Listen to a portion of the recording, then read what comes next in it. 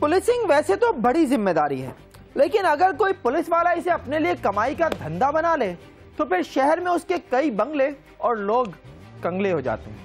ये किस्सा भी एक ऐसे ही सब इंस्पेक्टर का है जो शहर के कई एसएचओस के लिए कमाने की मशीन बना हुआ है। वो जुराइम पेशा अफराद को पकड़ता नहीं बल्कि उनकी सरपरस्ती करता है ताकि कानून का सर नीचा और वसूली का ग्राफ ऊंचा रहे। और अगर कभी कभी कमाने का जोश ज्यादा हो जाए ना तो राह चलते लोगों को पकड़कर थाने ले जाता है। और जब तक मुंह मांगी रिश्वत न मिल जाए थाने जाने वाला उल्टा लटक कर डंडे खाता रहता है। इलाके के लोग परेशान और खौफजदा हैं और मुतासरीन का मुतालबा है कि अगर पुलिस ने अपने इस बादशाह का तख्ता न उल्टा तो इलाके के कई खानदानों का धड़न तख्ता हो जाएगा।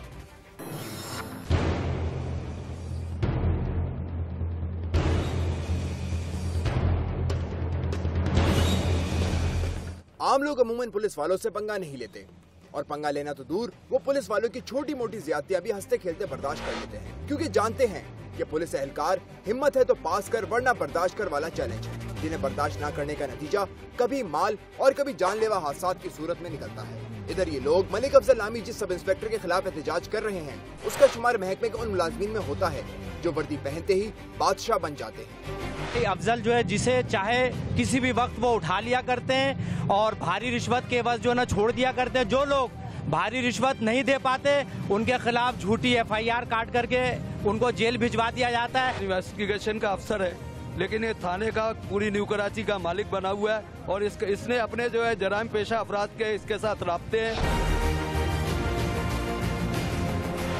ये है वर्दी की ताकत, जो कानून के दायरे में कैद हो तो खल्के खुदा अपने घरों में सुकून से रहती है, और यही ताकत कानून का दायरा तोड़कर आपे से बाहर हो जाए तो लोगों को घरों से निकालकर सड़कों पर ले आती है।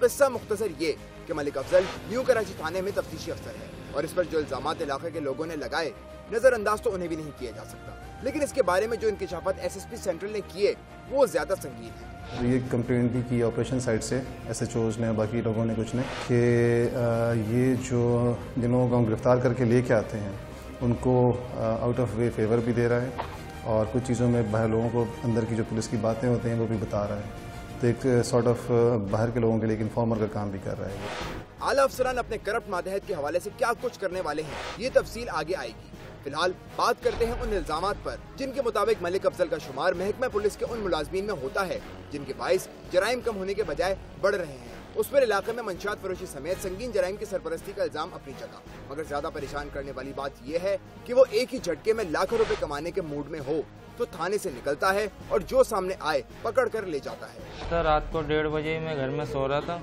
तो ये घर में आए थे, तो आगे इन्होंने पूछा सलमान कौन है, मेरी वालिदा से, तो उन्होंने बोला ये रहा सलमान, तो इनको लेके जाना है। तो मेरी आंखों पर उधर ही घर में पट्टी बांधी और मुझे गाड़ी में बिठाया ले गया, ऊपर ले गया। ऊपर ले आके मेरे को जो है इन्होंने नंगा कर दिया बिल्कुल।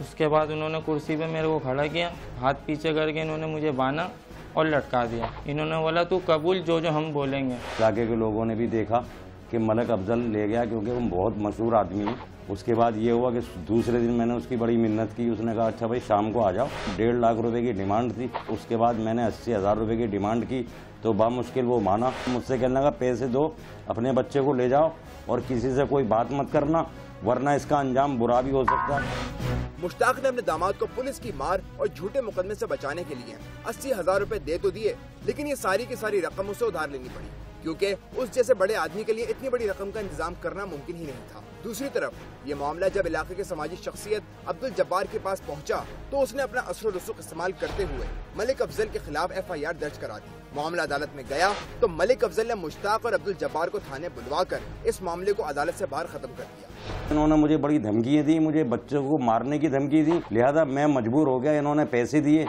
और मैं पैसे लेके आज तक भी खामोश हूँ। अब्दुल जब्बार की मुदाखलत और मुश्ताक की रकम वापस दिलाना कोई ऐसी बात ना थी जिसे मलिक अफजल जैसा खुद सर पुलिस वाला नजरअंदाज करता। लिहाजा एक दिन मौका देखकर उसने अब्दुल जब्बार के बेटे को धर लिया।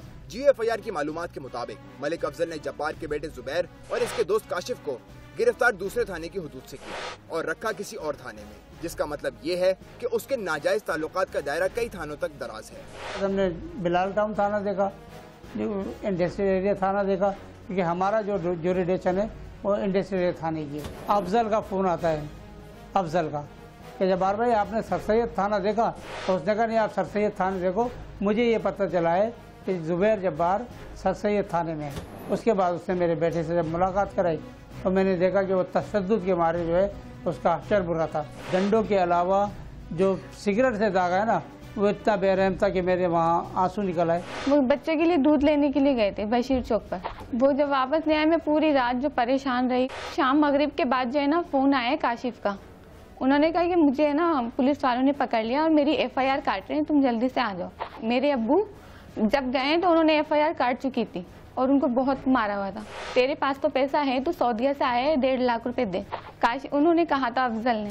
बंदे को पकड़ा किसी और जगह से और उसको जाके किसी और थाने में बंद किया, तो जो जिस थाने में बंद किया गया डेफिनेटली उस थाने के SHO को चाहिए था कि उस पर इंक्वायरी करता कि लड़का कहाँ से आया और जेन्युइन है केस या इसमें कोई झूठ है, तो उसमें हमें अपने SHO के खिलाफ भी एक्शन लेना पड़ेगा। लोग, मैं तो यही कहूँगा कि अगेन आपकी प्रोग्राम की वसातत से कि एप्लीकेशंस दें और इससे खौफजदा ना हो कि पेटी बंद भाई का हम ख्याल करेंगे और कोई गलत काम भी उसने अगर किया तो उसको कवर अप करने की कोशिश करेंगे। डेफिनेटली हम चाहते हैं कि हमारी पुलिस में क्लीनिंग हो।